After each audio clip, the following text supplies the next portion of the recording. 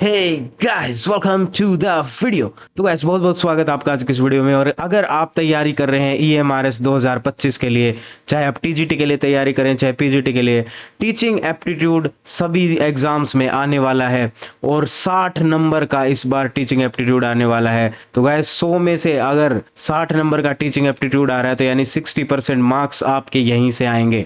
और प्री यानी टीयर 1 में 60% मार्क्स आने का मतलब है कि आप टीयर 1 क्वालिफाई कर जाएंगे। तो अकेला टीचिंग एप्टीट्यूड आपको टीयर 1 क्वालिफाई करने की क्षमता रखता है। तो अगर आप चाहते हैं कि मेरे साथ टीचिंग एप्टीट्यूड को पढ़ें तो आइए शुरू करते हैं हमारे कोर्स को। तो गाइस, आज कोर्स का पहला दिन है। इस क्लास को बनाने में मुझे भी बहुत मेहनत लगी। जो मटेरियल मैंने यूज़ किया है, इग्नू का मटेरियल यूज़ किया है। वैसे तो पिछले वीडियो में मैंने एनसीईआरटी के लिए भी बोला था, लेकिन एनसीईआरटी से मैंने खुद गो थ्रू किया, मैंने खुद उसे पढ़ा।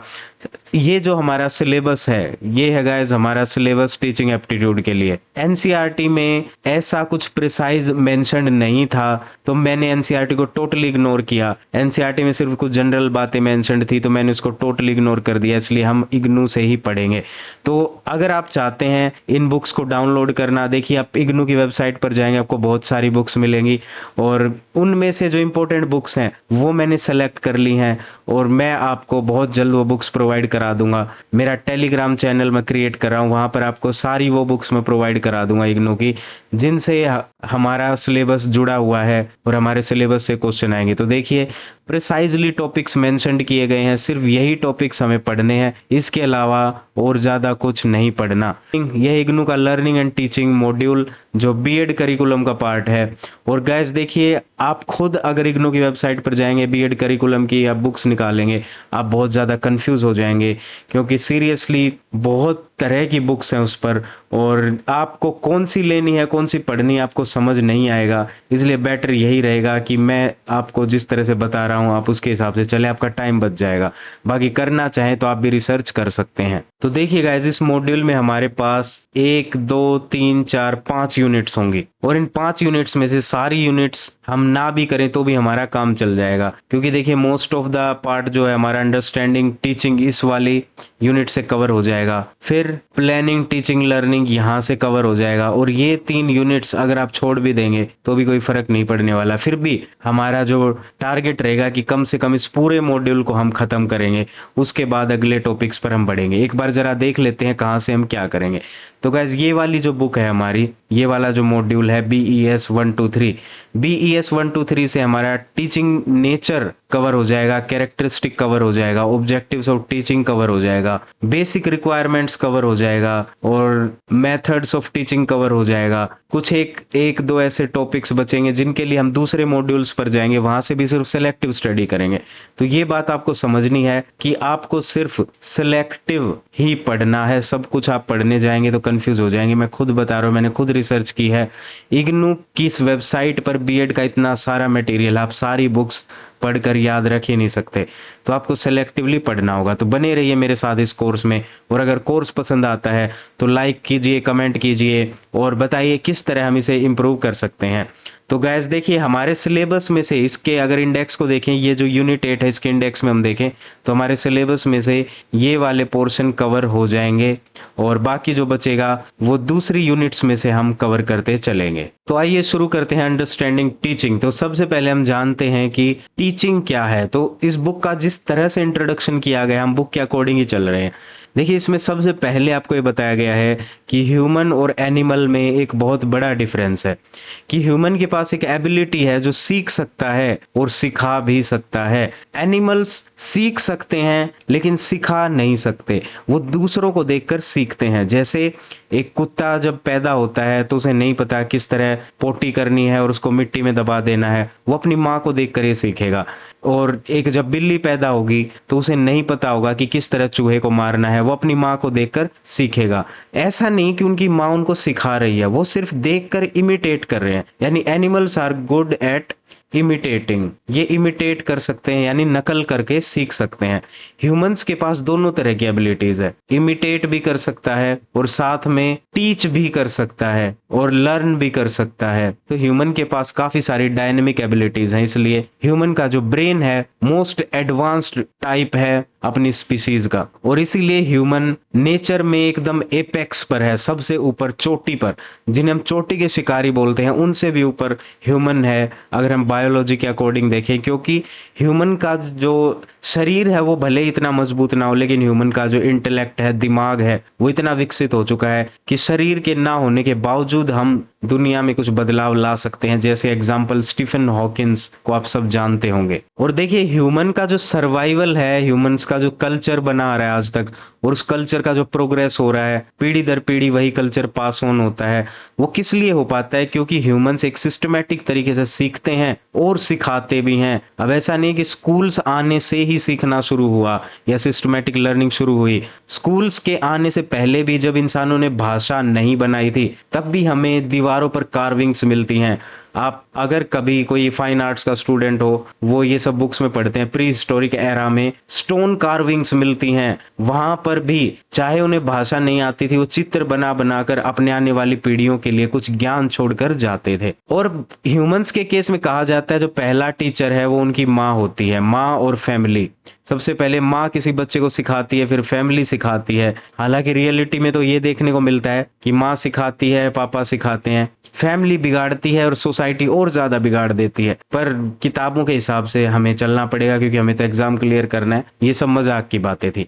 अब फॉर्मल टीचिंग की बात करें गाइस। फॉर्मल टीचिंग पॉसिबल हो पाई सिर्फ और सिर्फ एजुकेशनल इंस्टीट्यूशंस के बनने के बाद। गाइस जैसे मैं आपको पढ़ा रहा हूँ, ये सारे नोट्स मैंने खुद प्रिपेयर किए हैं, इस बुक से ही प्रिपेयर किए हैं, और ये नोट्स प्रिपेयर करने का मकसद सिर्फ इतना है कि आपको इन चीजों को एक वेल ऑर्गेनाइज्ड तरीके से मैं दे दूंगा, पॉइंट टू पॉइंट बनाकर। इससे क्या होगा, आपके लिए याद रखना आसान होगा। और आपको बुक पढ़नी पड़ेगी साथ में, या तो आपको लेक्चर देखना पड़ेगा या बुक पढ़नी पड़ेगी। साथ में बुक पढ़ लेंगे तो बहुत अच्छा होगा। बुक कहाँ से पढ़नी है वो मैं आप लोगों को प्रोवाइड कर दूंगा।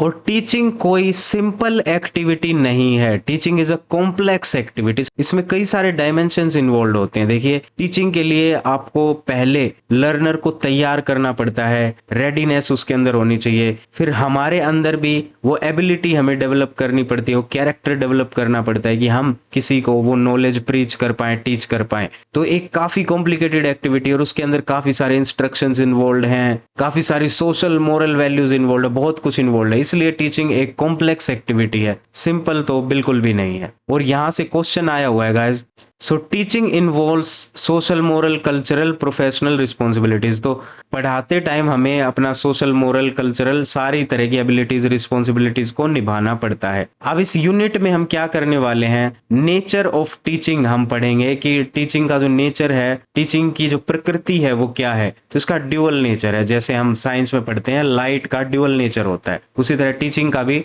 ड्यूअल नेचर है। टीचिंग एक आर्ट भी है और एक साइंस भी है। टीचिंग में मोरालिटी भी झलकती है, यानी नैतिकता भी झलकती है। और टीचिंग, लर्निंग, इंस्ट्रक्शन और पेडागोजी, इनमें क्या डिफरेंस और रिलेशनशिप क्या है, इसको भी हम पढ़ेंगे। क्या क्या स्टाइल्स और मॉडल्स और जो स्ट्रेटजीज होती हैं पढ़ाने के लिए, वो सब यहाँ पर हम देखेंगे। टीचिंग के फेजेस क्या हैं, मैक्सिम्स क्या हैं, और लेवल्स क्या क्या हो सकते हैं टीचिंग के। टीचिंग एज अ प्रोफेशन कैसा है, और टीचर का रोल क्या होता है करिकुलर एक्सपीरियंसेस में, यानी जब बच्चा सीखने के परिवेश में रह रहा होता है तो उस परिवेश में टीचर किस तरह अपना रोल निभाता है। अब यहाँ पर सबका निचोड़ निकाल कर लिखा गया है कि टीचिंग कोई मैकेनिकल ट्रांसमिशन नहीं है, यानी ऐसा नहीं कि हमारे दिमाग से हमने ऐसे नॉलेज निकाली और उसके दिमाग में डाल दी, ऐसा नहीं होता। ये एक बहुत ही प्लान्ड एक्टिविटी है जिसको काफी मेहनत के साथ करना पड़ता है, और उसके लिए लर्नर का रेडी होना भी बहुत जरूरी है।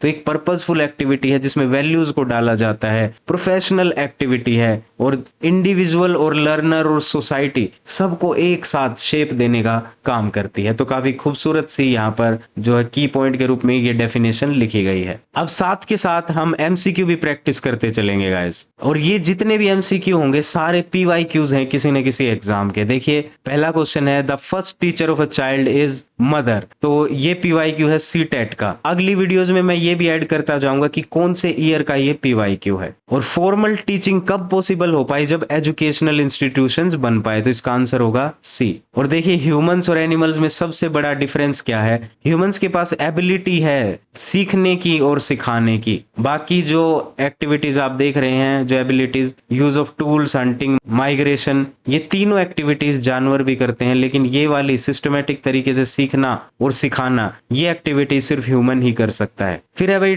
Teaching as a human activity, अभी बात की थी, कॉम्प्लेक्स एक्टिविटी है, सिंपल तो बिल्कुल नहीं है, तो जहां भी सिंपल दिखेगा उसे हम क्रॉस कर देंगे। तो इसका आंसर है B. Scope of teaching, teaching का जो दायरा है वो कहां तक है, ऑल राउंड डेवलपमेंट, यानी सोशल, कल्चरल, इकोनॉमिकल, हर तरीके से हम जो अपने लर्नर को, सोसाइटी को नरिश करते हैं, ये है टीचिंग का स्कोप, ऑल राउंड डेवलपमेंट।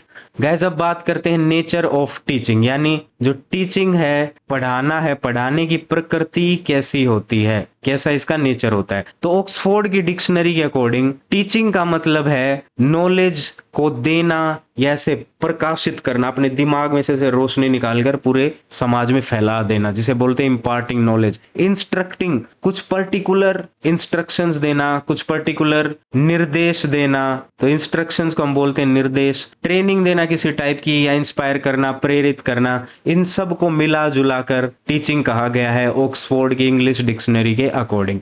और फिर एक नाम आता है, इसको आप याद रखेंगे, बर्टन। इस बुक में भी इस नाम को काफी हाईलाइट करके दिखाया गया है। तो देखिए हम जितने भी साइकोलॉजिस्ट के या ऐसे बड़े बड़े विद्वानों के नाम अपने इस कोर्स में देखेंगे, वो सभी इग्नू के मटेरियल से निकाले गए हैं। तो देखिए इग्नू के मटेरियल में और एनसीईआरटी के मटेरियल में जो नाम या जो डेफिनेशन आ जाती है, वो किसी भी कॉम्पिटिटिव एग्जाम के लिए बड़ी इंपॉर्टेंट हो जाती है।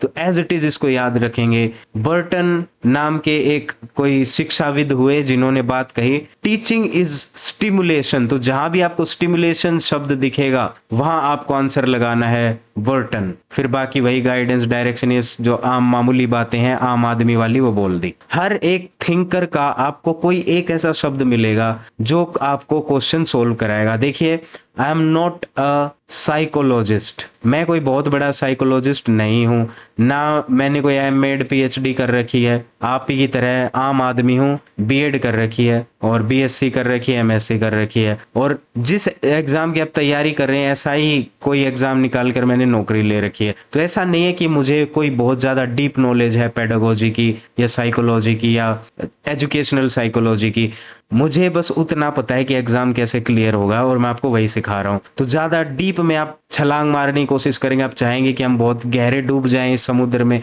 तो देखिए ये पेडागोजी का समुद्र इतना गहरा है, आप खुद जाकर इग्नू का मटेरियल देखेंगे आपको समझ आएगा। पूरा अगर पढ़ने चले गए आप मटेरियल तो उसी में टाइम बीत जाएगा। तो इसलिए मैं आपको बता रहा हूँ वो चीजें जहां से पढ़कर आपका एग्जाम क्लियर हो सकता है। और अभी नई शिक्षा नीति में भी आपको बताया गया है कि टीचर इज अ फैसिलिटेटर, तो वही बात यहाँ लिखी गई है। टीचिंग का मतलब है पर्पसफुल फैसिलिटेशन ऑफ लर्निंग, यानी जो भी लर्निंग का प्रोसेस चल रहा है उसमें हमें बस एक सहायक की भूमिका निभानी है, फैसिलिटीज को हमें प्रोवाइड करना है। और टीचिंग में क्या क्या इन्वॉल्व है, जो आप कंटेंट पढ़ाने वाले हैं, आपके पास जो शिक्षा की सामग्री है, जो मेथड्स आप यूज करेंगे, और लर्नर का एंगेजमेंट आप कितना रख पाते हैं, लर्नर को कितना बिजी रख पाते हैं इस प्रोसेस में, और इवेल्युएशन इन द एंड। तो इवेल्युएशन तो हम बड़े डिटेल में पढ़ते हैं, CCE, continuous and comprehensive evaluation. तो ये कुछ एलिमेंट्स हैं लर्निंग एंड टीचिंग के जो एक साथ चलते हैं। और हम बीएड में एक चीज और पढ़ते हैं, आपको याद हो, teaching and learning go hand in hand. तो देखिए जो बातें टीचिंग पर अप्लाई होती हैं सेम वही बातें लर्निंग पर भी अप्लाई होती हैं। तो ये जितनी भी डेफिनेशंस हम पढ़ रहे हैं इन्हें हम लर्निंग पे भी अप्लाई कर सकते हैं और टीचिंग पर भी अप्लाई कर सकते हैं, because teaching and learning are never inseparable. बिना लर्निंग के टीचिंग हो नहीं सकती, बिना टीचिंग के लर्निंग हो नहीं सकती। अब आते हैं कैरेक्टरिस्टिक ऑफ टीचिंग, पढ़ाने की या शिक्षण की क्या क्या विशेषताएं विशेषताएं हैं, अब वही विशेषताओं की बात करेंगे। देखिए शिक्षण या टीचिंग जो है एकदम गोल ओरिएंटेड होता है। पहले हमें पता होता है कि कहाँ पहुंचना है, तभी शिक्षा दी जाती है। और उस पहुंचने के प्रोसेस में कई सारी छोटी छोटी चीजें, कई सारे छोटे छोटे ऑब्जेक्टिव्स को प्लान किया जाता है। तो वैसे ही आप समझिए लाइफ एक रेस है। अब जैसे थ्री इडियट्स में बोलते हैं life is a race, life एक रेस है, ऐसे बोला जाता है। तो देखिए मान लीजिए एक रेस लाइन है और यहाँ पर है हमारा गोल, हमें यहाँ तक पहुंचना है, पॉइंट ए से पॉइंट बी तक हमें जाना है। पॉइंट ए से बी तक जाने में बहुत सारे अलग अलग चैलेंजेस आएंगे। ऐसा तो है नहीं कि पूरा रास्ता स्मूथ है लाइफ का, बिल्कुल नहीं, अलग अलग टाइप के चैलेंजेस आएंगे। कभी हम दुखी हैं, कभी खुश हैं, कोई सब्जेक्ट मुश्किल है, कोई सब्जेक्ट आसान है, कोई बच्चा ज्यादा इमोशनल है, कोई बच्चा बहुत ज्यादा रूड है, लड़ाई करता है। तो हर बच्चे को डील करने का अलग अलग तरीका होगा। गोल सबके लिए हमने कॉमन रखा है पूरी क्लास के लिए, लेकिन हर किसी का तरीका वहां तक पहुंचने का अलग अलग होगा। तो सबके लिए ऑब्जेक्टिव्स भी अलग अलग तरीके से प्लान किए जाएंगे। अब ऑब्जेक्टिव्स क्या है इसको समझते हैं।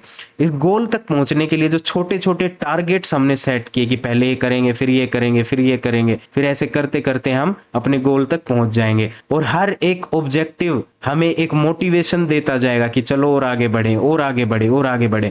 तो देखिए गोल, ऑब्जेक्टिव और मोटिवेशन एक साथ कनेक्टेड रहता है। और हर एक ऑब्जेक्टिव को अचीव करने के लिए हमारे पास होने चाहिए इंस्ट्रक्शंस या निर्देश। गोल को अचीव करने के लिए हमें चाहिए प्लान, और ऑब्जेक्टिव्स को अचीव करने के लिए हमें चाहिए इंस्ट्रक्शंस। अब इंस्ट्रक्शंस, टीचिंग, पेडागोजी, इन पर आगे हम डिटेल में बात करेंगे।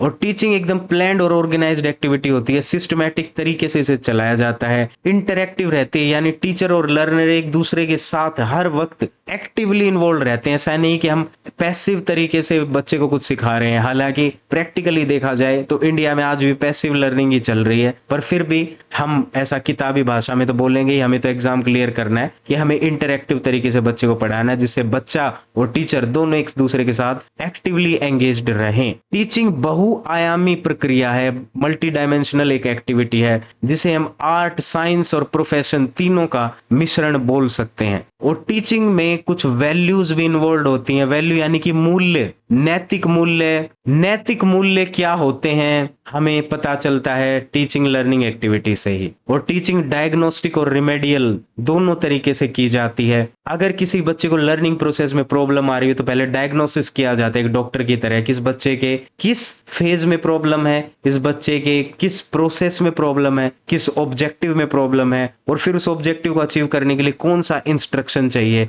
वो इंस्ट्रक्शन हम उसे देते हैं, बच्चा ऑब्जेक्टिव अचीव करता है, धीरे धीरे प्लान उस पर एग्जीक्यूट होने लगता है, और फाइनली वो भी गोल तक पहुंच जाता है। फिर टीचिंग कंटिन्यूअस है, डायनेमिक है, वही सेम बात कि टीचिंग लगातार चलती रहती है, बीच में उसमें रुकावट नहीं आती। और इवैल्यूएशन की तरह ये भी कंटिन्यूअस एंड कॉम्प्रिहेंसिव इवैल्यूएशन की तरह टीचिंग भी एक कंटिन्यूअस प्रोसेस है। डायनेमिक का मतलब वही बहुआयामिक। और समय के साथ साथ टीचिंग का जो नेचर है, जो कैरेक्टरिस्टिक विशेषताएं हैं, वो बदलती रहती हैं। जैसे पहले जो टीचिंग की जाती थी मोस्टली लेक्चर मेथड से पढ़ाया जाता था, लेकिन आजकल पढ़ाने के तरीके बहुत बदल गए हैं। टीचर नाच नाच कर पढ़ा रहे हैं, गा गा कर पढ़ा रहे हैं, और पता नहीं क्या क्या करके पढ़ा रहे हैं। तो वो जो नेचर है टीचिंग का वो बदलता जाता है। आने वाली ऑडियंस को, अब आने वाले जो बच्चे हैं उनको हम स्टूडेंट तो बोल नहीं सकते, उनको ऑडियंस ही बोलेंगे, क्योंकि जो बच्चे हैं वो ऑडियंस का ही काम कर रहे हैं। वो खुद सेलेक्ट करते हैं कौन टीचर हमें पसंद आएगा, और जब उस टीचर का नाच गाना उनको पसंद आता है वो उसे चूज करते हैं और उसी के पास पढ़ने जाते हैं। पहले क्या होता था, टीचर खुद बोलते थे बच्चों को आओ मेरे पास पढ़ने, और बच्चे पढ़ने आते थे। अब टीचर एक कंटेंट क्रिएटर बन गए हैं और बच्चे ऑडियंस बन गए हैं। तो उस तरह एक डायनेमिक नेचर है टीचिंग का, वो बदलता रहता है समय के अनुसार। अब टीचिंग के उद्देश्य क्या होंगे? ऑब्जेक्टिव्स का मतलब गाइस उद्देश्य। तो टीचिंग के उद्देश्य, हमें टीचिंग के माध्यम से बच्चे की कोग्निटिव, साइकोमोटर, अफेक्टिव और सोशलाइजेशन, इन सभी डोमेन्स में, खासकर 3 डोमेन्स में हमें बच्चे को परिपूर्ण करना है, उसे डेवलप करना है। और यही हम पढ़ते हैं ब्लूम्स टेक्सोनोमी में। अगर आपको याद हो बीएड का कुछ पढ़ा लिखा, ब्लूम्स टेक्सोनोमी में हम यही चीजें पढ़ते हैं कि बच्चा नॉलेज एक्वायर करे, उसमें कोई स्किल डेवलप हो, और कोई वैल्यूज आए, उसमें मूल्य आए किसी टाइप के, सोसाइटी में बच्चा एडजस्ट कर पाए, बच्चे में क्रिएटिविटी आए, रचनात्मकता आए, क्रिटिकल थिंकिंग यानी किसी भी बात को अलग अलग आयामों से सोचना, उस पर एक पेसिमिस्ट यानी नेगेटिव आदमी की तरह भी सोच सकता है, उस पर वो एक ऑप्टिमिस्ट यानी पॉजिटिव आदमी की तरह भी सोच सकता है। दोनों तरह के बैलेंस्ड व्यूज जब बच्चे में आएंगे, उसमें रचनात्मकता होगी, समाज में वो सेटल हो पाएगा, तभी उसका ऑल राउंड डेवलपमेंट हो पाएगा। तो ये सब टीचिंग के उद्देश्य रहते हैं।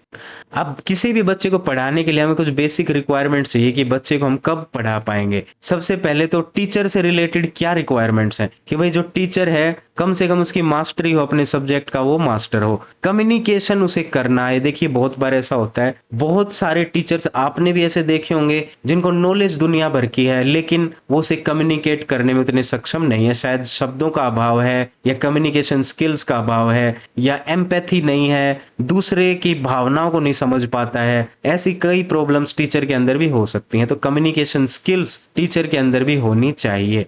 और जब आप टीचर बन जाएंगे, आपकी दुनिया भर की ट्रेनिंग्स होंगी, उन ट्रेनिंग्स में यही सिखाया जाता है मेनली कि आप बच्चों से कम्युनिकेट कैसे करें कि बच्चा आपसे बिना डरे अपनी प्रॉब्लम्स को आपके साथ शेयर कर पाए। एथिक्स यानी नैतिक मूल्यों की समझ टीचर को होनी चाहिए। अब लर्नर से रिलेटेड क्या रिक्वायरमेंट्स होनी चाहिए कि लर्नर के पास क्या क्या सामान सामग्री मौजूद हो जिसके बाद टीचर उसके दिमाग में कुछ बातें डाल पाए। तो देखिए लर्नर का सबसे पहली चीज है उसको मोटिवेटेड रहना जरूरी है। अगर लर्नर के अंदर कोई मोटिवेशन ही नहीं है कि मैं क्यों पढूं, इस क्यों का आंसर जब तक बच्चा नहीं जानेगा कि क्यों पढ़ना चाहिए, तब तक वो नहीं पढ़ेगा। जैसे कई टीचर शिकायत करते हैं, इवन मैं खुद क्लास में कई बार ऐसे बच्चे होते हैं जो पढ़ते ही नहीं। आप उनको कितना ही होमवर्क दे लो, बार बार डायरी में नोट डाल दो, मम्मी पापा को शिकायत कर दो, तब भी नहीं पढ़ते। मम्मी पापा ऐसे बच्चों को पीट भी देते हैं, पीटने के बाद भी नहीं पढ़ते। अब उसका रीजन ये नहीं है कि वो बच्चा ढीठ है, असल में प्रॉब्लम ये है कि ये सोसाइटी फेल हो चुकी है, इंक्लूडिंग टीचर्स, पेरेंट्स और पूरी सोसाइटी फेल हो चुकी है उस बच्चे को ये समझाने में कि तुझे क्यों जीना है, तुझे करना क्या है जिंदगी में। अगर उसका ये वाई क्लियर हो तो वो अपने आप पढ़ेगा कि पढ़कर मुझे एंड में क्या मिलने वाला है। अगर उसे ये बात पता हो तो वो अपने आप पढ़ेगा। रेडीनेस, वो तैयार हो पढ़ाई के लिए, लर्निंग यानी सीखने के लिए वो तैयार हो, और अपना पूरा पार्टिसिपेशन भी वो दिखाए, भाग भी ले, हिस्सा ले। फिर कंटेंट रिलेटेड कि भाई टीचर ने जो कंटेंट बनाया है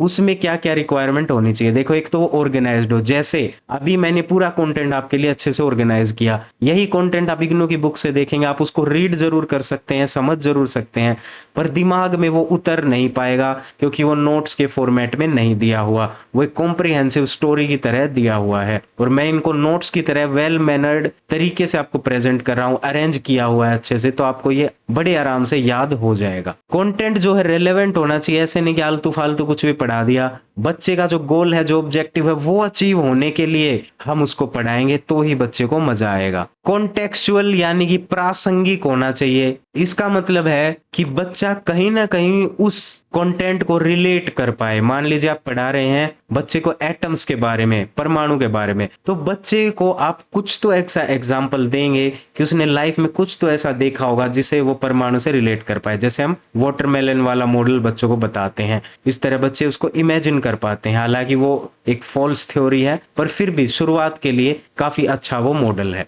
एनवायरमेंट रिलेटेड यानी पर्यावरण रिलेटेड, बच्चा जिस एनवायरमेंट में, जिस पर्यावरण वातावरण में रह रहा है, वहां पर कैसे लोग हैं, क्या वो सपोर्टिव है, क्या स्कूल सिस्टम सपोर्टिव है, क्या टीचर सपोर्टिव है, क्या उसके दोस्त सपोर्टिव हैं, पेरेंट्स सपोर्टिव हैं, वो सब भी देखा जाता है। अगर ये चीजें बच्चे को नहीं मिल पाएंगी तो सीखने में इंटरेस्ट लेगा ही नहीं। इंक्लूसिव होना चाहिए, कोई बच्चा ऐसा है जो समाज से थोड़ा सा अलग थलग है या दिव्यांग है, तो उसको मन में कोई हीन भावना ना आए, तो उसको भी हम मुख्य धारा में लेकर चलें। रिसोर्स रिच एनवायरनमेंट रहना चाहिए, भाई लाइब्रेरी अवेलेबल है, लैपटॉप कंप्यूटर सब अवेलेबल है पढ़ने के लिए, टीचर्स अवेलेबल हैं, ऊपर पंखा भी चल रहा है, और अगर एसी है तो और भी अच्छी बात है, बच्चा और ज्यादा पढ़ेगा। और एक तो देखो मैं खुद बता रहा हूँ भाई, सरकारी स्कूल में एक बहुत बड़ी प्रॉब्लम आती है, खासकर दिल्ली में। अगर आप किसी और राज्य में तो फिर भी थोड़ा जो वातावरण है वो बैलेंस में रहता है। दिल्ली में क्या है, दिल्ली एक हीट आइलैंड बन चुका है टोटली। दिल्ली में भाई सारे देश की जो गर्मी है वहीं पर आकर कॉन्सेंट्रेट होती है। जियोग्राफिकल लोकेशन ही ऐसी है दिल्ली की। यूपी और हरियाणा से जितनी हवाएं आएंगी सारी वहीं आकर कॉन्सेंट्रेट होंगी। तो जब गर्मी का सीजन आता है इतनी तगड़ी लू चलती है यहाँ पर, बच्चे बेहोश हो जाते हैं क्लासों में क्योंकि गर्मी इतनी ज्यादा पड़ती है। अब सरकारी स्कूल में पंखे होते जरूर है, पर क्योंकि कमरा इतना बड़ा है, सब पर हवा लगे ना लगे, तो वो चीजें बड़ी मुश्किल होती है मैनेज करनी। वही मान लीजिए अगर उसी पूरे सरकारी स्कूल को फुल्ली सेंट्रलाइज्ड एसी कर दिया जाए, फिर देखिए बच्चों की प्रोडक्टिविटी भी बढ़ जाएगी, क्योंकि बहुत सारे बच्चे तो इसलिए नहीं पढ़ पाते कि उनको गर्मी लग रही है, सर्दी लग रही है, बीमार हो गए हैं। रिसोर्स रिच एनवायरनमेंट रहेगा तो बच्चे और ज्यादा अच्छी प्रोडक्टिविटी आपको देंगे, इवन टीचर भी हाईली मोटिवेटेड रहेगा। फिर है इवेल्युएशन एंड फीडबैक। भाई जो भी बच्चे को हमने पढ़ाया उसको इवेल्युएट करना, यानी कंटिन्यूअस एंड कॉम्प्रिहेंसिव इवेल्युएशन करना और उसका फीडबैक बच्चों से लेना, उनसे पूछताछ करना कि भाई कितना समझ आया कितना नहीं आया, वो बड़ा जरूरी है। तो वही कंटिन्यूअस CCE जिसे हम बोलते हैं। अब गाइस टीचिंग का ड्यूअल नेचर, तो मान लीजिए क्वेश्चन आए टीचिंग का कैसा नेचर है, तो हमें आंसर लगाना है ड्यूअल नेचर है। टीचिंग आर्ट और साइंस दोनों की तरह समझी जा सकती है। जहां आपको नाम दिख जाए एलियोट आइजनर का, आपको आंसर लगाना है टीचिंग एज एन आर्ट। जहां आपको नाम दिख जाए हर्बर्ट स्मिथ का, आपको आंसर लगाना है टीचिंग एज साइंस। तो ये मैं आपको डायरेक्टली बता रहा हूं कि भाई क्या क्वेश्चन बनते हैं। टीचिंग एज एन आर्ट में हम क्या देखते हैं, भाई टीचिंग में एस्थेटिक्स इन्वॉल्व हैं, यानी किसी चीज को सुंदर तरीके से हम प्रेजेंट कर दें तो बच्चे को उसमें इंटरेस्ट आ जाता है। जैसे मान लो हम बच्चों को कोई फ्लोरल डायग्राम पढ़ा रहे हैं, फ्लावर्स के बारे में पढ़ा रहे हैं, बजाय उसको हम बोर्ड पे ड्रॉ करें, हम क्यों ना गार्डन से एक फूल तोड़ लाएं और बच्चों के सामने उसकी पत्तियों को अलग कर करके दिखाएं, तो उसमें बच्चों को ज्यादा मजा आएगा। फ्लेक्सिबल है, फ्लेक्सिबिलिटी का मतलब है हर इंडिविजुअल, हर बच्चा अलग है, तो उसकी इंडिविजुअल नीड्स के अकॉर्डिंग हम अपने आप को, अपनी टीचिंग एबिलिटीज को फ्लेक्सिबल बनाएंगे कि इसको किस तरह समझाने की जरूरत है और उसी तरह उसको समझाएंगे। क्रिएटिव यानी रचनात्मक है, बहुआयामी है, और एक किताब का नाम आप लोग याद रखेंगे, द एजुकेशनल इमेजिनेशन 1985 में लिखी गई, इन्हीं एलियोट आइजनर के द्वारा ये बुक लिखी गई। तो इस बुक का नाम भी आप लोग याद रखेंगे क्योंकि इग्नू के मटेरियल में मेंशन्ड है तो ये इंपॉर्टेंट हो जाता है। अब हर्बर्ट स्मिथ ने कहा कि टीचिंग एक साइंस है क्योंकि इसमें सिस्टमैटिक तरीके से पढ़ाया जाता है, प्लान होता है, लॉजिकल है, मेजरेबल है, यानी कि किसी भी चीज को जब हम सिस्टमैटिक तरीके से पढ़ लें, systematic study of anything is known as science, यही साइंस की डेफिनेशन होती है।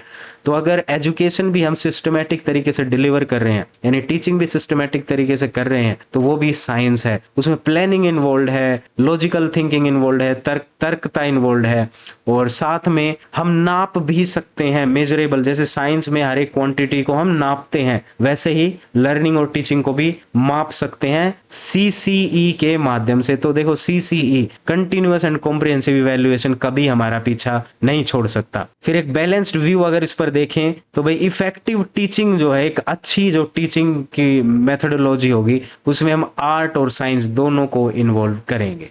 जो आर्ट वाली एबिलिटीज हैं टीचिंग की और जो साइंस वाली साइंटिफिक एबिलिटीज हैं, दोनों को जब हम क्लब करेंगे तभी हमें एक इफेक्टिव टीचिंग देखने को मिलेगी।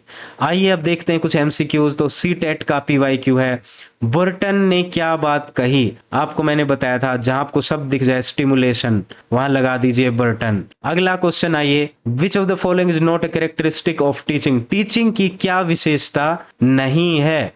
तो टीचिंग इंटरेक्टिव है बिल्कुल, डायग्नोस्टिक है बिल्कुल, कमजोरियां पहचानी जाती हैं, गोल ओरिएंटेड है लेकिन स्टैटिक नहीं है। टीचिंग तो डायनेमिक है, हमने पढ़ा था, टीचिंग डायनेमिक है, फिक्स्ड या स्टैटिक नहीं है। One of the main objective of teaching is only preparation for exams. हाँ देखो हमारे लिए तो सच बताऊं तो यही है, पर क्योंकि हम एक आइडियलिस्टिक एनवायरनमेंट की बात कर रहे हैं तो ये आंसर हम नहीं लगाएंगे। रोट मेमोराइजेशन बिल्कुल नहीं, टीचर्स ऑथोरिटी बिल्कुल नहीं, ऑथोरिटी तो बिल्कुल डेवलप हमें नहीं करनी होती। अभी अभी बात की थी कि बच्चे को हमें कंफर्टेबल फील कराना है, तो अगर हम ऑथोरिटेटिव रहेंगे तो बच्चा कंफर्टेबल रहेगा ही नहीं। इसलिए इसका आंसर होगा वैल्यू इनकलकेशन, बच्चे में कुछ खास मूल्यों का विकास करना, और इसी वैल्यू इनकलकेशन को कहा जाता है all round development, all round development. आइए अगले क्वेश्चन पर चलते हैं, which is not a basic requirement of teaching, teaching के लिए क्या रिक्वायरमेंट नहीं है। देखो मोटिवेशन लर्नर का बिल्कुल जरूरी है, कंटेंट की मास्टरी जरूरी है टीचर की,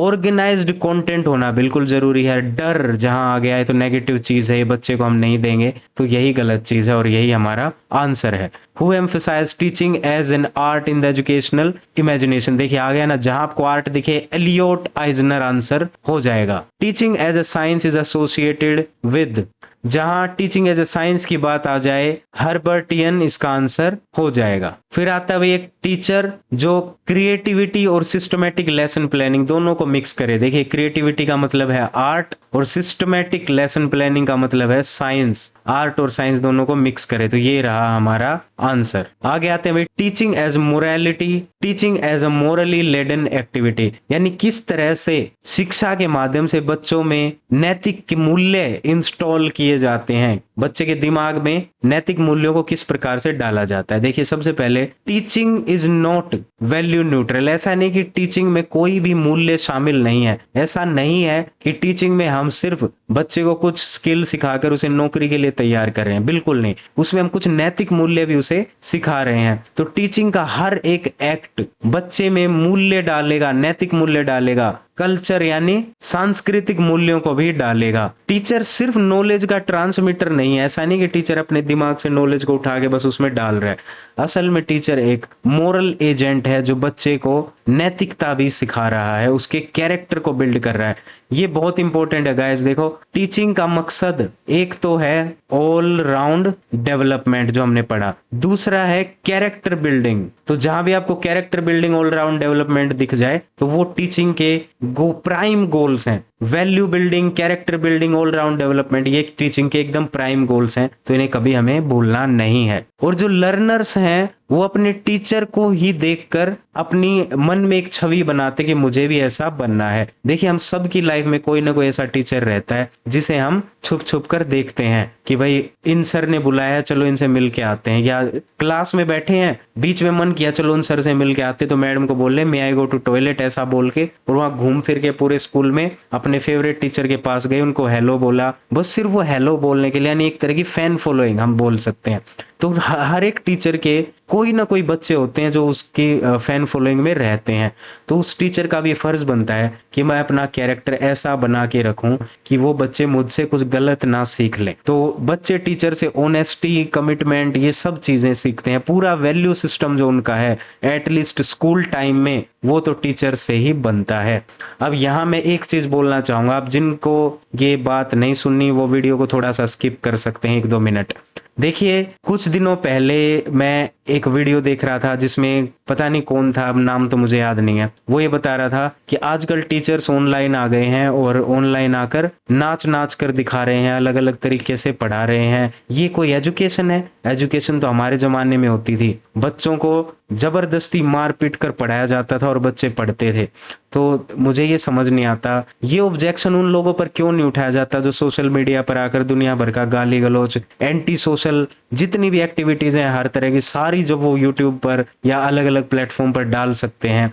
तो जब एक टीचर आकर एक इनोवेटिव तरीके से नॉलेज को डिलीवर कर रहा है तो उस चीज से क्यों सोसाइटी को प्रॉब्लम है? और मुझे तो ऐसा लगता है हम सभी टीचर्स को ऑनलाइन आना चाहिए और इस सोशल मीडिया के गंद को साफ करना चाहिए। इतना कंटेंट बना दो कि बच्चा जब सोशल मीडिया स्क्रॉल करे तो उसके सामने हर दूसरी वीडियो एजुकेशनल वीडियो आए, तो अपने आप जो सोशल मीडिया का गंद है वो साफ होता जाएगा। आगे, why teaching is morally laden, teaching को नैतिक मूल्य लादी हुई वस्तु क्यों समझा जाता है? देखिए, रोल मॉडलिंग, वो इसलिए क्योंकि टीचर एक रोल मॉडल का काम करता है, खासकर जब बच्चे छोटे होते हैं 6ठी 7वीं तक। उसके बाद तो फिर उनकी प्यूबर्टी हिट कर जाती है, फिर वो फिल्म स्टार्स की तरफ ज्यादा अट्रैक्ट होने लगते हैं। जब तक बच्चा स्कूल में है, जब तक उसकी प्यूबर्टी हिट नहीं हुई है, उसके टीचर्स ही उसके लिए रोल मॉडल रहते हैं। और उसी टाइम पर अगर टीचर्स उसको अच्छे से मोल्ड कर दें, उसे सही गलत की पहचान बता दें, उसे ये सिखा दें कि रोल मॉडल ढूंढना भी है तो कहां और कैसे ढूंढना है, तो वो गलत आदमियों की तरफ अट्रैक्ट नहीं होगा, गलत इंसानों की तरफ अट्रैक्ट नहीं होगा, और वो अपनी सूझबूझ से अपनी प्यूबर्टी आने के बाद एक सही इंसान को अपना रोल मॉडल चुन पाएगा। तो टीचर की जो ऑनेस्टी है, पंक्चुअलिटी है, उसकी जो स्पष्टता है, ये सभी स्टूडेंट्स ऑब्जर्व करते हैं और देखते हैं और सीखते हैं। और कुछ चीजें तो ऐसी हैं जो हमारे करिकुलम में डायरेक्टली मेंशन्ड है, जो हमें बच्चों में डेवलप करनी है। बहुत सी ऐसी चीजें हैं जो छुपी हुई रहती हैं करिकुलम में, और वो चीजें छुपी हुई रहती हैं टीचर के रूप में, टीचर की पर्सनैलिटी के रूप में। तो मान लीजिए टीचर कोऑपरेटिव है, टीचर का में डिसिप्लिन अच्छा है, बहुत ज्यादा टॉलरेंट है, गुस्सा नहीं करता, बच्चे कितना भी टीचर को परेशान कर ले फिर भी गुस्सा नहीं करता, प्यार से सिचुएशन को हैंडल कर ले जाता है, और हर एक बच्चे की रिस्पेक्ट भी कर रहा है, दूसरों की, बड़ों की भी रिस्पेक्ट कर रहा है। तो जब बच्चे देखते हैं कि टीचर में ये सारी क्वालिटीज हैं, तो कोई ना कोई बच्चा ऐसा जरूर मिलेगा जो इन क्वालिटीज को अपने अंदर भी इनकलकेट कर लेगा। इसे कहते हैं hidden curriculum, hidden with in the personality of a teacher. Ethical decision making की बात करें तो भाई टीचर अगर नैतिक मूल्यों को अपने अंदर समाविष्ट किए हुए है तो वही नैतिक मूल्य फिर बच्चों में भी जाएंगे। जैसे इक्विटी, इंक्लूजन, जस्टिस, ये क्लास में रोज दिखता है और टीचर इन डायलेमास को रोज फेस करता है। मान लीजिए क्लास में एक CWSN बच्चा है, चिल्ड्रन विद स्पेशल नीड, ऐसा कोई बच्चा है जो बोल नहीं सकता, तो अब टीचर के ओरल टेस्ट लेना है, तो टीचर के सामने आ गया डायलेमा। बाकी सारे बच्चे तो ओरल टेस्ट दे देंगे, वो बच्चा नहीं दे पाएगा, और टीचर खुद भी स्पेशल एजुकेटर नहीं है तो वो उस बच्चे से साइन लैंग्वेज में भी बात नहीं कर सकता। तो ऐसे में उसके पास आ जाएगा डायलेमा, वहां उसे इक्विटी का यूज करना होगा। अब देखिए इक्विटी को समझते हैं बड़े अच्छे एग्जाम्पल से। ये एग्जाम्पल बहुत पुराना है, सोशल मीडिया पर एक दो बार वायरल भी हुआ था। मान लीजिए एक दीवार है, इधर पीछे चल रहा है क्रिकेट मैच, और इस क्रिकेट मैच को देखने के लिए 3 अलग अलग हाइट के बच्चे हैं। एक मान लीजिए इतना लंबा है जो यहां से लेकर यहां तक आ गया, एक मान लीजिए इतना लंबा है, और एक मान लीजिए इतना लंबा है, यानी ये सबसे छोटा फिर बड़ा फिर बड़ा। तो इनको इस दीवार के पार अगर मैच देखना है, और यहाँ पर इन्होंने देखा कि 3 ऐसे डब्बे रखे हुए हैं, एक बहुत छोटा, एक बहुत उससे बड़ा, और एक सबसे बड़ा डब्बा रखा हुआ है। तो इनके पास क्या आइडिया है कि इन डब्बों को यहाँ रखें और डब्बे के ऊपर चढ़कर मैच को देखें। तो अब प्रिंसिपल ऑफ इक्वालिटी क्या कहेगा कि तीनों को बराबर मौका मिले डब्बा उठाने का। जो पहले भागकर जो डब्बे को उठा लाएगा वो डब्बा उसका, और उस पर चढ़कर वो मैच को देखेगा। मान लीजिए ऐसा हो जाए, ये जो सबसे लंबा बच्चा है ये उठा लाया सबसे लंबा वाला डब्बा और इस पर चढ़कर मैच देखने लगा, और ये जो बीच वाला बच्चा है इस बीच वाले डब्बे को उठा लाया, और सबसे छोटे बच्चे के हाथ आया सबसे छोटा डब्बा। अब हुआ क्या, सबसे बड़े बच्चे को सबसे बड़े डब्बे की जरूरत ही नहीं थी, उसको मुश्किल से 1-2 इंच ऊपर उठना था, तो उसका काम इस छोटे डब्बे से भी चल जाता।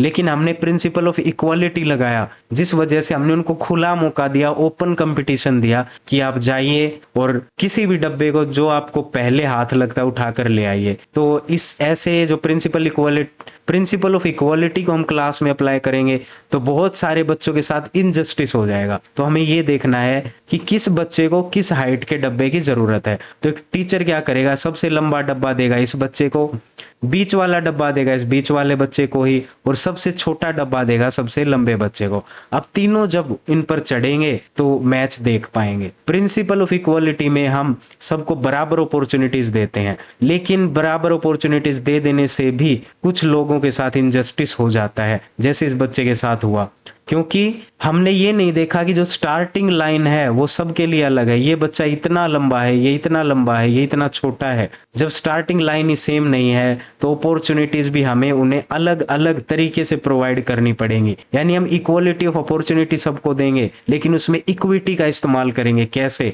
हम ये समझेंगे कि ये बच्चा सबसे छोटा है तो इसको सबसे बड़ा डब्बा दो, ये बच्चा बीच की हाइट है इसकी तो बीच वाले से इसका काम चल जाएगा, ये लड़का सबसे लंबा है तो इसको सबसे छोटे वाला डब्बा दो, ताकि सारे मिलकर अब मैच देख पाए। तो इसे कहते हैं प्रिंसिपल ऑफ इक्विटी। तो ये इक्विटी वाला जो डायमेंशन है ये भी टीचर के दिमाग में होना चाहिए, क्योंकि अगर क्लास में कोई CWSN बच्चा है हमें उसे अलग तरीके से ही ट्रीट करना पड़ेगा, हम उसे बाकी बच्चों की तरह ट्रीट नहीं कर सकते। भले ही क्लास में इक्वालिटी है पर इक्विटी भी मेंटेन हमें करनी है। इंक्लूजन, विदाउट इक्विटी इंक्लूजन आ ही नहीं पाएगा क्लास में। Without equity and inclusion class में जस्टिस हो ही नहीं पाएगी।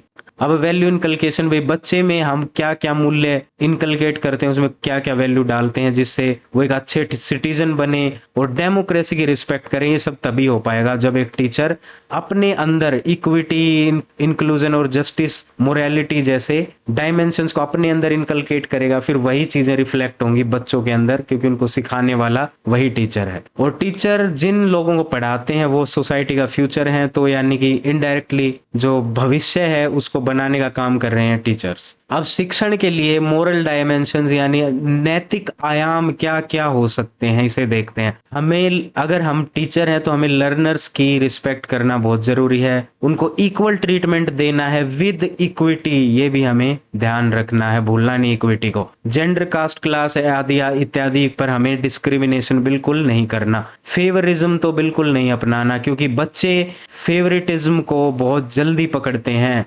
बच्चे तो घर में भी फेवरेटिज्म को पकड़ लेते हैं। अगर कोई दो भाई हैं, उनकी हमेशा शिकायत रहती है कि मम्मी पापा इस दूसरे वाले से ज्यादा प्यार करते हैं, तो क्लास में तो बहुत सारे बच्चे हैं, उन 50 बच्चों में से किसी एक को भी हमने फेवरेटिज्म दिखाया तो बाकी सारे बच्चे उस बात को पकड़ लेंगे। तो जस्टिस और फेयरनेस टीचर के अंदर होनी चाहिए। सच्चाई के लिए कमिटमेंट हमेशा रहनी चाहिए ताकि बच्चे भी सच्चाई के रास्ते पर चलें। सोसाइटी के लिए रिस्पॉन्सिबिलिटी हमें समझनी चाहिए। बच्चों के अंदर पीस, शांति व्यवस्था में बनाए रखनी चाहिए। और सस्टेनेबल डेवलपमेंट का मतलब हमें बच्चों को सिखाना चाहिए। और टीचर के प्रोफेशनल एथिक्स में ये बात आती है, जैसे लॉयर्स के भी कुछ एथिक्स हैं कि वो अपने क्लाइंट की बातों को कहीं और लीक नहीं करते। डॉक्टर्स के भी एथिक्स हैं कि अपने पेशेंट की किसी को गुप्त रोग है तो वो बताते नहीं दूसरों को, ताकि उसकी कॉन्फिडेंशियलिटी, उसकी डिग्निटी बनी रहे। इसी तरह कई बार स्टूडेंट्स टीचर को आकर अपनी कोई पर्सनल बात बता रहे हैं तो टीचर को उस बात को लीक नहीं करना चाहिए ताकि उस बच्चे की डिग्निटी बनी रहे। अब टीचर्स के लिए प्रैक्टिकल स्ट्रेटजीज क्या हो सकती हैं पढ़ाने के लिए? जब हम पढ़ा रहे हैं, पढ़ाते टाइम हमें अपने डिस्कशन को वैल्यू बेस्ड रखना चाहिए। जैसे अभी मैं पढ़ाते हुए बहुत सारी वैल्यूज ही डिलीवर कर रहा हूँ ज्यादातर, बाकी सब जो लिखा हुआ है वो आपको ऑलरेडी आता है, मैं सिर्फ उसे इलेबोरेट करके कुछ वैल्यूज आपके अंदर डालने की कोशिश कर रहा हूँ। कोऑपरेटिव लर्निंग पर हमें फोकस करना है कि बच्चे आपस में मिलकर टीम वर्क के साथ पढ़ें और एक दूसरे की भावनाओं को भी समझें। कोई कमजोर है तो उसका साथ दें। और सोशल इश्यूज पर अपनी कोई ना कोई बच्चे विचारधारा जरूर रखें, जैसे ड्रग्स, जेंडर इक्वालिटी या एनवायरमेंट कंसर्न्स पर बच्चे अपनी छाप छोड़ सकें। और वही करिकुलम को वैल्यूज के साथ लिंक करो, ऑनेस्टी, टॉलरेंस और ये धर्म निरपेक्षता वगैरह, ये सब आपको पता है, इसमें कुछ नया नहीं है। और ये बात हाईलाइट आपको कर लेनी है, ये कहीं भी आप मेंशन कर सकते हैं, लिव बाय एग्जाम्पल। जब टीचर खुद एक एग्जाम्पल बनेगा तभी बच्चे वो काम करेंगे। जैसे मैं अपने स्कूल में इंचार्ज हूँ आयरन की गोलियां बांटने का, तो मुझे पहले खुद गोली खाकर बच्चों को दिखानी पड़ती है, तभी वो खाते हैं, नहीं तो उनको डर लगता है खाने में, खासकर छोटे बच्चों को। तो जो आप लोगों को सिखा रहे हैं वो खुद भी प्रैक्टिस करें, प्रैक्टिस व्हाट यू प्रीच। फिर है बच्चों को एक सेंस ऑफ बिलोंगिंगनेस रहनी चाहिए, मतलब बच्चों को घर जैसा माहौल जब स्कूल में मिलेगा तो अपने आप वो स्कूल को अपना घर मानेंगे और जैसा घर का वो ख्याल रखते हैं वैसा ही ख्याल वो अपने स्कूल का भी रखेंगे। आइए आते हैं अपने क्वेश्चन आंसर पर। भाई, teaching is consider morally laden because, भाई टीचिंग को नैतिक रूप से, शिक्षण को एक नैतिक मूल्यों पर आधारित गतिविधि क्यों समझा जाता है? ये सिर्फ नॉलेज डिलीवर करती है? बिल्कुल नहीं, होलिस्टिक डेवलपमेंट होता है। It involves ethical decisions, transmits values, बिल्कुल सही। देखिए अभी पीछे भी हमने बात की थी, टीचिंग का जो मकसद है उसमें मुख्य रूप से हम 3 चीजें देखते हैं, ऑल राउंड डेवलपमेंट, बच्चे में वैल्यूज आए, बच्चे का कैरेक्टर बिल्ड हो, और लर्निंग में जो हम बोलते हैं change in behaviour is learning, तो वही टीचिंग का गोल होता है, चेंज इन बिहेवियर। तो जो प्रिंसिपल्स हम यहाँ अप्लाई कर रहे हैं टीचिंग में, वो सारे प्रिंसिपल्स लर्निंग में भी हम अप्लाई कर सकते हैं। तो चाहे आप लर्निंग को अलग से ना भी पढ़ें तो भी ऑटोमेटिकली लर्निंग वाले जो कॉन्सेप्ट्स वो आपको समझ आ गए, क्योंकि teaching and learning go hand in hand. अगला क्वेश्चन है, टीचर अवॉइड्स फेवरेटिज्म। अब देखो ये क्वेश्चन KVSPRT में आया हुआ है, while evaluating students this reflects justice and fairness. तो अगर आप किसी को अपना फेवरेट स्टूडेंट नहीं बना रहे हैं तो आप सबको एक आंख से देख रहे हैं, तो आप असल में जस्टिस डिलीवर कर रहे हैं क्लास में। सीटेट का क्वेश्चन भाई अगला, हिडन करिकुलम हमने बात की थी, hidden curriculum in the form of teachers personality हमने बात की थी अभी पीछे, ये रहा unwritten transmission of values and attitudes through teacher. तो ये थ्रू टीचर होता है बच्चों के अंदर, कि टीचर में जो वैल्यूज हैं वो अपने आप बच्चों के अंदर चली जाती हैं, तो जैसा टीचर होगा वैसे ही बच्चे बनेंगे। बाकी सारे आंसर गलत हैं, किताबी बातें हैं वो सब। Which of the following is not an ethical principle of teaching. तो कौन सा ऐसा प्रिंसिपल है जो जो नैतिक मूल्यों के खिलाफ जाएगा। रिस्पेक्ट लर्नर, ये तो सही है। इक्विटी इन अपॉर्चुनिटी, बिल्कुल सही। इक्विटी तो बहुत इंपॉर्टेंट है, इक्वालिटी से भी ज्यादा इंपॉर्टेंट है इक्विटी। एनकरेजिंग फेवरेटिज्म, ये देखिए, ये है जो एथिक्स के खिलाफ जाएगा, तो यही हमारा आंसर है।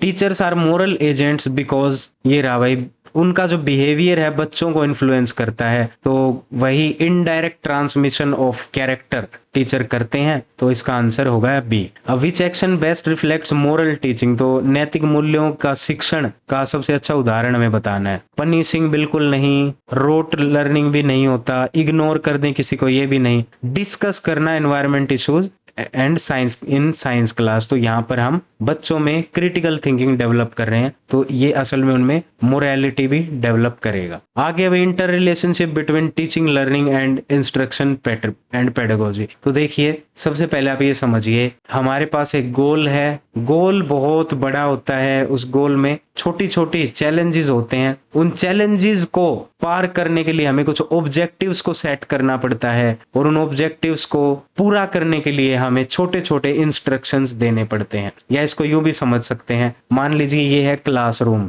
देखने वालों को या पढ़ने वालों को ऐसा लगता है जो टीचिंग लर्निंग एक्टिविटी है वो सिर्फ क्लासरूम के अंदर हुई। असल में जो टीचिंग एक्टिविटी है वो शुरू हो गई थी क्लासरूम के बाद, पहले ही जब टीचर ने लेसन प्लान किया, स्ट्रेटजी बनाई, तो टीचिंग एक्टिविटी यहाँ क्लासरूम से पहले से शुरू हो चुकी है। फिर वो क्लासरूम के अंदर भी चली और क्लासरूम के बाहर भी चली, क्योंकि टीचर ने पहले प्लान किया, क्लासरूम में उसको एग्जीक्यूट किया, एग्जीक्यूशन के बाद घर जाकर या अपने फ्री पीरियड में उनके टेस्ट पेपर्स को इवेल्युएट भी किया, कंटिन्यूअस एंड कॉम्प्रिहेंसिव इवेल्युएशन।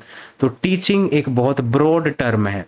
अब इसी में क्लास के अंदर अंदर जो हो रहा है, क्लास के अंदर अंदर, वो चीज कहलाती है इंस्ट्रक्शंस। तो मुझे नहीं लगता इंस्ट्रक्शन का इससे ज्यादा सिंपल एग्जांपल मैं आप लोगों को दे पाऊंगा। अब मुझे उम्मीद आपको समझ आ गया होगा कि टीचिंग एक बहुत ब्रॉड टर्म है, बड़ी टर्म है, उसके अंदर एक छोटा सा हिस्सा है जिसे इंस्ट्रक्शन बोलते हैं, और ये इंस्ट्रक्शन इन छोटे छोटे गोल्स को अचीव करने में काम आता है, ताकि हम इस पूरे बड़े गोल को अचीव कर पाए थ्रू आवर टीचिंग। तो आई होप आपको समझ आया होगा बढ़िया तरीके से। तो भाई लर्निंग क्या है? लर्निंग वही परमानेंट चेंज है, चेंज इन बिहेवियर को हम बोलते हैं लर्निंग। ये बात बार बार रटेंगे हम, बार बार पूरी बीएड में भी यही रटते रहते हैं, यही लिखते हैं घुमा घुमा कर और इसी से नंबर आ जाते हैं। अब लर्निंग में नॉलेज भी देते हैं भाई, स्किल्स, एटीट्यूड, वैल्यूज, हैबिट्स, ये सब बच्चे में डेवलप किया जाता है। लेकिन हर चेंज को हम लर्निंग नहीं कह सकते। देखो यहाँ एक बड़ी इंपॉर्टेंट बात आई, मान लीजिए क्वेश्चन आ जाए, everything that changes within a child is known as learning, ये आंसर बिल्कुल गलत होगा। चेंज इन बिहेवियर को हम लर्निंग बोल सकते हैं, लेकिन वो चेंज नेगेटिव भी हो सकता है, पॉजिटिव भी हो सकता है। तो लर्निंग भी नेगेटिव पॉजिटिव दोनों तरह की हो सकती है। लेकिन मान लीजिए किसी बच्चे की हाइट बढ़ गई, या कि कोई बच्चा बीमार पड़ गया, या कोई बच्चा मैच्योर हो गया समय से पहले, तो क्या उसे भी हम लर्निंग बोलेंगे? बिल्कुल नहीं। मान लीजिए कोई बच्चा बीमार पड़ रहा है, वो एनवायरमेंटल फैक्टर है, माइक्रो ऑर्गेनिजम्स आए, वो बीमार हो गया, अब भी तो बॉडी में तो चेंज आया ही है, वो थक गया, बॉडी में तो चेंज आया है, पर उसे हम लर्निंग नहीं बोल सकते, वो एक अलग चीज है। अब यहाँ पर कुछ डेफिनेशंस हम देखते हैं लर्निंग की। थॉर्नडाइक की डेफिनेशन याद रखना बहुत जरूरी है, थॉर्नडाइक तो बहुत पढ़ना है आपको। स्किनर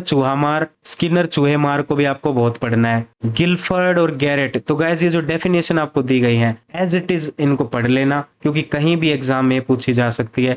हालांकि इस एग्जाम में तो नहीं पूछी जाएगी, क्योंकि ईएमआरएस के एग्जाम में जो टीचिंग एप्टीट्यूड अभी तक मैंने जितना ऑब्जर्व किया है, एप्लीकेशन बेस्ड क्वेश्चंस आते हैं, जैसे साइंटिस्ट के नाम वो नहीं पूछते हैं, पर फिर भी मैंने इसमें लिखे हैं ताकि आपकी अंडरस्टैंडिंग और बेटर हो सके। तो थॉर्नडाइक का कहना भी process of progressive behaviour adaptation कहा जाता है लर्निंग को। स्किनर ने कहा प्रोग्रेसिव बिहेवियर मॉडिफिकेशन। तो देखो क्या फर्क आया, इसने बोल दिया अडेप्टेशन, इसने बोल दिया मॉडिफिकेशन। हाँ, बस इसने रीइंफोर्समेंट की भी बात की थी, पॉजिटिव नेगेटिव रीइंफोर्समेंट। और गिलफर्ड ने कहा भाई लर्निंग चेंज इन बिहेवियर होता है रिजल्टिंग फ्रॉम बिहेवियर, यानी टीचर अपना कोई बिहेवियर बच्चों को दिखाता है, वही बिहेवियर बच्चे अपने अंदर इनकलकेट कर लेते हैं, तो उसे गिलफर्ड ने कह दिया ये लर्निंग है। और गैरेट ने कहा बिहेवियर का ऑर्गेनाइजेशन कहलाता है लर्निंग। तो ये अलग अलग टाइप के इन्होंने अपने थॉट्स दिए हैं इसके बारे में, तो एज इट इज ये आपको याद रखना है। अब यहाँ पर जो इंपॉर्टेंट चीज है, डेशियल नाम के एक थिंकर हैं जिन्होंने लर्निंग के कुछ स्टेप्स बताए हैं, बस उन स्टेप्स को आपको ध्यान रखना है। इन्होंने कहा सबसे पहला जो स्टेप है उसमें बच्चे की अंदर इच्छा जागृत होनी चाहिए कि क्यों पढ़ना है, क्यों सीखना है। दूसरे स्टेप में बच्चा मोटिवेट होना चाहिए, उसके अंदर प्रेरणा आनी चाहिए। पहले जरूरत आई, जरूरत ही प्रेरणा देती है। जैसे एक गरीब आदमी है, उसके पास पाने के लिए बहुत कुछ है तो बहुत ज्यादा प्रेरित हो सकता है। एक अमीर आदमी है जिसके पास पाने के लिए कुछ बचा ही नहीं, तो उसमें प्रेरणा हमें बहुत कम मिलेगी। मोटिवेशन आने के बाद बच्चा अपने ऑब्जेक्टिव सेट करता है छोटे छोटे, ताकि बड़े गोल को वो अचीव कर पाए। और ऑब्जेक्टिव सेट होने के बाद बच्चा एक्टिव होता है, काम करना शुरू करता है, और काम करने से उसको कुछ स्टिमुलस रिस्पॉन्स मिलते हैं। उन स्टिमुलस रिस्पॉन्स से वो सीखता है और उसके दिमाग में जाकर बैठ जाते हैं और लर्निंग हो जाती है। फिर उसी लर्निंग का इस्तेमाल करके आगे जाकर वो प्रॉब्लम्स को सोल्व करते हैं, यानी यहाँ वो अप्लाई कर रहा है। देखिए, पहले नीड आई, मोटिवेशन आया, उसने ऑब्जेक्टिव सेट किए, काम किया, फिर लर्न हुआ, ये है लर्निंग। यहाँ पर लर्निंग हुई और यहाँ पर है एप्लीकेशन, या अप्लाई किया जो उसने सीखा। आगे भाई लर्निंग की क्या विशेषताएं हैं, तो देखिए जो कुछ विशेषताएं आपने टीचिंग की पढ़ी होंगी वैसा कुछ आपको यहाँ मिलेगा। लर्निंग एक प्रोसेस है, कोई प्रोडक्ट नहीं है। ऐसा नहीं है कि यहाँ दिमाग में से नॉलेज निकाली और उसके दिमाग में डाल दी। एक प्रोडक्ट नहीं है कि हम यहाँ से निकाल कर उधर रख सकें। ये एक प्रोसेस है, सीखना पड़ता है, और बिहेवियर में चेंज होगा तो ही लर्निंग कहलाएगी। तो कोग्निटिव, अफेक्टिव, साइकोमोटर डोमेन्स में इससे फर्क पड़ता है। और ये वही सब टर्म्स हैं जो आप पढ़ते हैं ब्लूम्स टेक्सोनोमी में। तो ब्लूम्स टेक्सोनोमी बार बार आती है, बड़ी इंपॉर्टेंट। ये 3 टर्म आपको याद रखनी होती हैं ब्लूम्स टेक्सोनोमी की। लर्निंग पर्पसफुल है, गोल ओरिएंटेड, सेम जो टीचिंग में पढ़ा, कुछ अलग नहीं है। इट इज एक्टिव प्रोसेस, बिल्कुल सेम जो टीचिंग में पढ़ा। कंटिन्यूअस है, सेम जो टीचिंग में पढ़ा, बस याद रखना बर्थ से डेथ तक चलती रहती है। ट्रांसफरेबल है कि नॉलेज एक आदमी से दूसरे आदमी में फैलती रहती है। एनवायरमेंट और एक्सपीरियंस का इसमें खेल होता है, उससे वो इन्फ्लुएंस होती है। सेम हमने टीचिंग में पढ़ा। तो जैसा कि आपको बताया, टीचिंग और learning go hand in hand, अलग अलग नहीं रह सकते। जो प्रिंसिपल्स, जो फैक्टर्स टीचिंग पर काम करते हैं वो सेम लर्निंग पर भी काम करेंगे। आगे हम आते हैं भाई इंस्ट्रक्शन हम किसे कहते हैं। एक बार दोबारा आपको बताता हूँ। मान लीजिए एक क्लास है, देखने वालों को लगेगा टीचिंग लर्निंग एक्टिविटी सिर्फ क्लास में हुई, नहीं। टीचर ने क्लासरूम से पहले लेसन प्लानिंग की स्ट्रेटजी बनाई, वो भी टीचिंग थी। और क्लास में पढ़ाने के बाद इवैल्यूएशन किया, पेपर वगैरह चेक किए, बच्चों के नंबर दिए, बच्चों को पता लगाया कि किसकी क्या प्रॉब्लम है, डायग्नोसिस किया, ये सब भी टीचिंग है। तो टीचिंग का डोमेन इतना बड़ा है, उसमें क्लासरूम टीचिंग एक छोटी सी एक्टिविटी है, और क्लासरूम टीचिंग को अंजाम देने के लिए इंस्ट्रक्शंस दिए जाते हैं। यानी इंस्ट्रक्शन के माध्यम से हम ऑब्जेक्टिव्स को अचीव कर लेते हैं, डेली ऑब्जेक्टिव्स को, और छोटे छोटे ऑब्जेक्टिव्स मिलकर पूरी टीचिंग एक्टिविटी को फ्रूटफुल बनाते हैं और गोल अचीव हो जाता है। तो इस तरह ये चीज काम करती है। अब आइए आते हैं इंस्ट्रक्शंस पर। जहां भी आपको शब्द दिख जाए इंस्ट्रक्शन, आपको गैगनेज का नाम याद रखना है और टिक लगा देना है, वही आपका आंसर है। तो गैगनेज ने क्या कहा था भाई, इंस्ट्रक्शन किस तरह डिलीवर किए जाने चाहिए क्लास में। तो क्लासरूम में हम जो एक्टिविटी करते हैं, जाकर एक टीचर क्लासरूम में जो एक्टिविटी करता है, सबसे पहले वो इंस्ट्रक्शंस को डिलीवर करता है कि बच्चों ऐसे करो, वैसे करो, ऐसे बैठो, ऐसे पढ़ो, ऐसे क्वेश्चन सोल्व करो, ऐसे न्यूमेरिकल सोल्व करो, ऐसे प्रैक्टिस करो। ये सब होते हैं इंस्ट्रक्शंस, जो छोटे छोटे ऑब्जेक्टिव्स के माध्यम से हम बच्चों को बताते हैं।